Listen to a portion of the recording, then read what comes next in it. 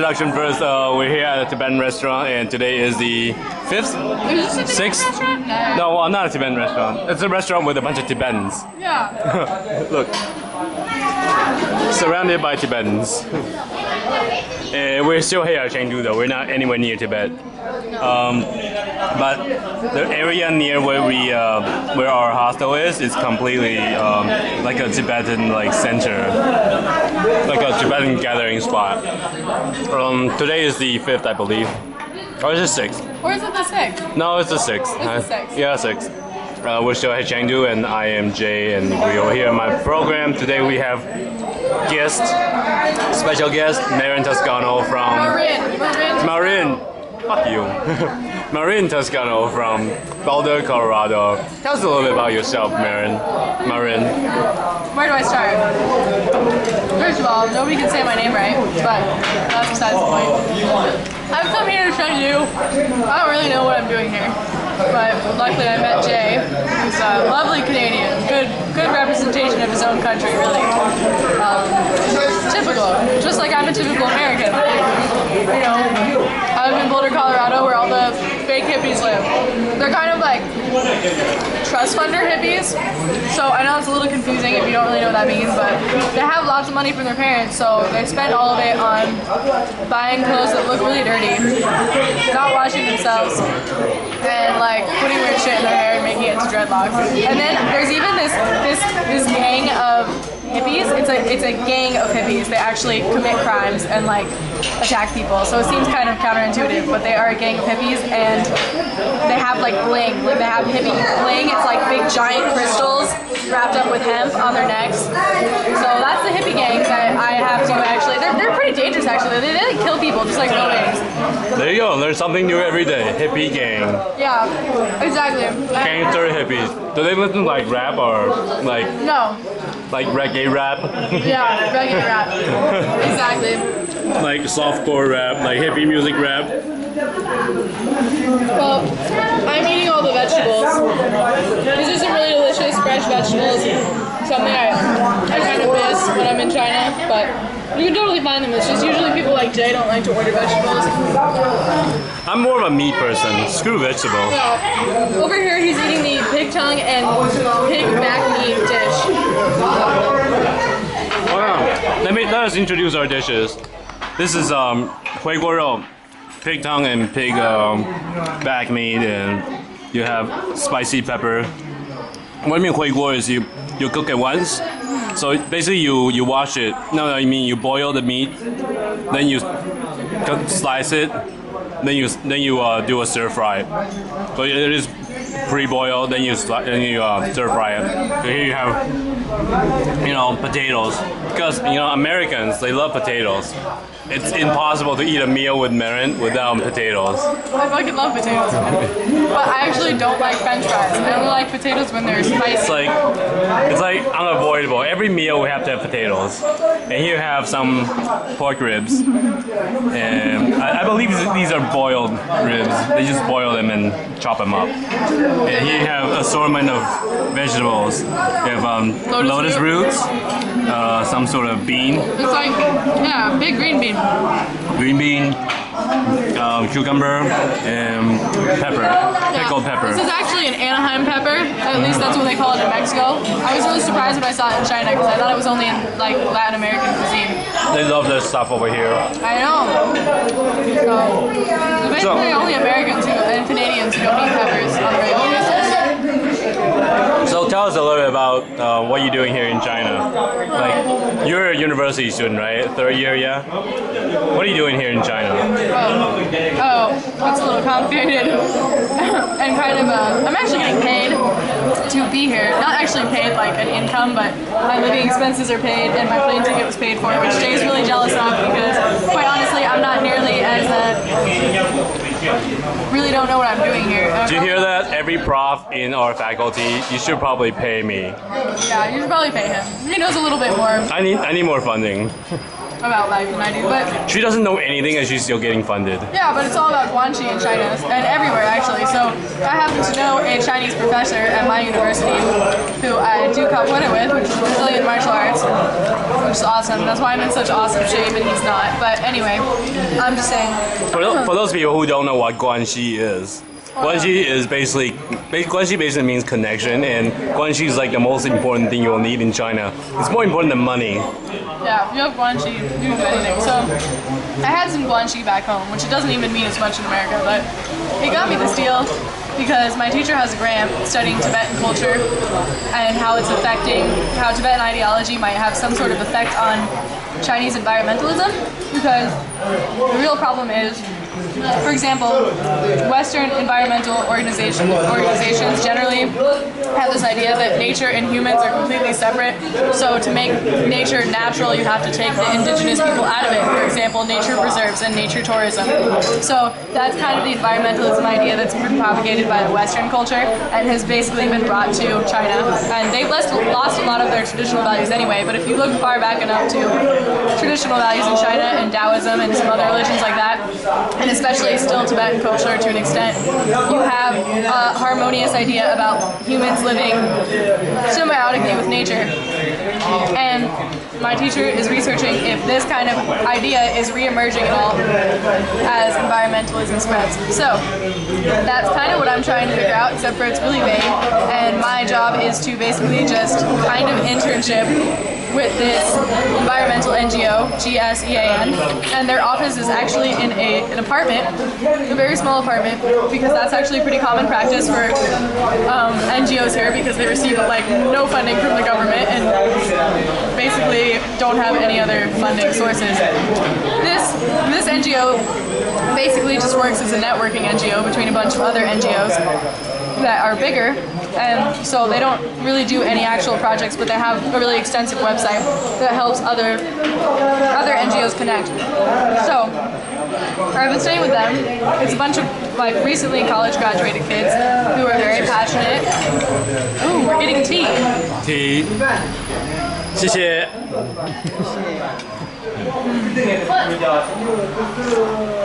I'm rude American. My mouth was full. I didn't even say thank you. Look at that. So what did you do all day today? Today was actually one of the more relatively productive days that I had so far in the office, but it was still kind of scattered. So basically, the one who's supposed to be helping me doesn't really want to help me because my Chinese sucks, and so we tried to communicate. Actually, her major was English, but she still doesn't like to speak English, so basically she has recommended me a number of different NGOs in Chengdu to look at their websites, but until today hasn't really given me any hints on how the best way to go about contacting them is or which ones I should focus on. So today, another girl was in the office, and I basically just spent most of the day trying to translate websites so I could figure out what different NGOs projects were about, and if there were any actually locally going on in Chengdu. And I found a completely student-based NGO called Green SOS in Chengdu that works in most of, basically they just completely rely on student volunteerism, and so I'm going to try to interview that guy tomorrow and see what kind of projects they've been doing recently. And I'm also going to interview an organization called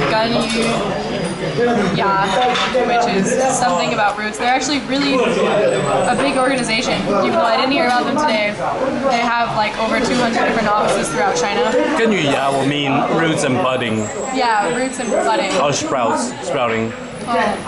Now that makes a lot of sense. So, yeah, generally just trying to set up interviews for the near future. I'm waiting for my professor to come on July 16th, and then she'll be helping me go to some different places and trying to figure out more in depth what different things are about. But today was really interesting. I also just interviewed the 3 students that are working for the Chengdu Birdwatching Society, and they actually share the same office with GSEAN. So very small office for about like 8 people to be sharing. But they were just kind of talking about different pressures that's put on them. I actually asked them about their salary, and they were like, yeah, our salary is really, really small. We don't really get money, but we get a little bit of money. And we're really passionate about the environment, so we're doing this line of work. But our parents think it's a bad idea. But at least more and more people are starting to understand that we have to have these kind of organizations because actually environmental protection is important to economic progress in a way. But they actually also just have completely opposite interests at the same time, so it's very tricky. Kind of a similar problem around the world, but I think it's just exacerbated by China's really, really, really rapid rate of development, and they kind of agreed and just thought that the rate of development was really making it basically impossible to do anything in an environmentally responsible manner.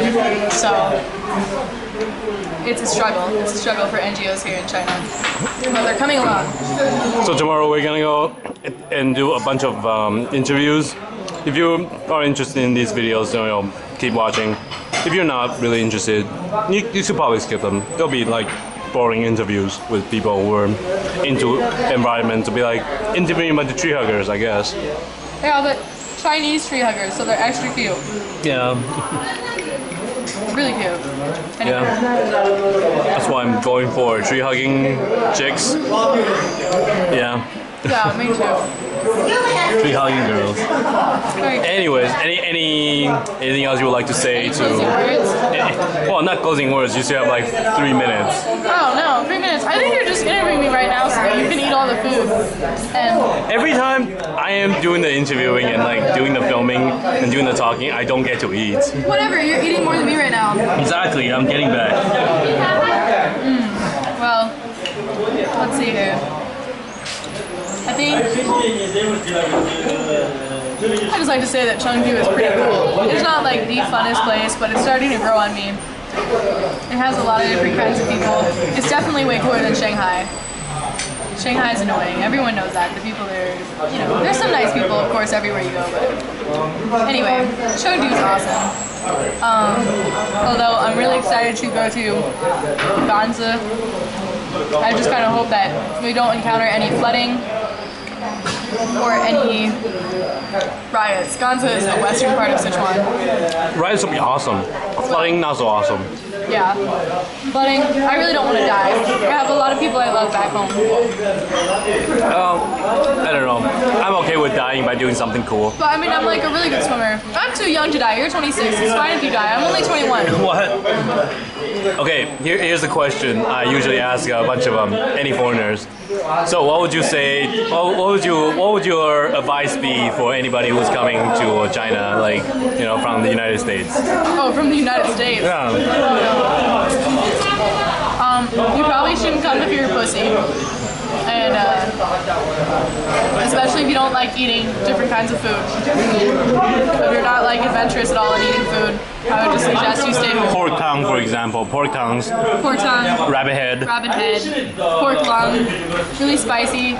Different kinds of oily, like greasy, like salty, but way tastier than American food. But if you can handle that, it's a lot of flavors, so you have to have quite the palate. Anyway, that and be prepared. You're gonna think everybody's being really, really rude to you, but actually they're really, really nice.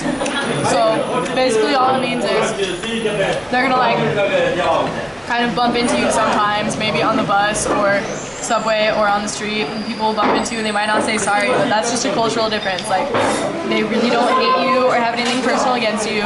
As my friend Jay has said here, you're just not humans to them in that context. You're just kind of a pebble on the road, an obstruction in their way. So it's not personal because they're not really considering you a person. So don't think that means they're all mean. They're just trying to go where they need to go. That's all. And in a personal context, they're mostly nice for the most part. They're also going to stare at you if you're a foreigner. They're just staring at you a lot. Some of them are just curious. Some of them maybe have more or judging you, but some of them it might be a way to make friends. You can be like, hey, you're staring at me. I'm American. Hey, want to hang out? Want to practice your English? And they'll be like, yeah. You should also practice your Chinese. So that's my advice. All right, 30 seconds. Closing word. For me? Yeah. Or just, shout out to your parents. Hey, all of you, this is my first time on YouTube. I guess if this goes on YouTube and if anybody watches it, that'd be cool. So, yeah, I'm gonna tell all my friends to watch it. I love you, Alvaro. Tattoo people, you're my favorite. I hope that you get lots of. I hope you get really drunk on your birthday this Friday. That's basically it. Sorry I can't be there. All right, this concludes Girls Gone Wild Chengdu.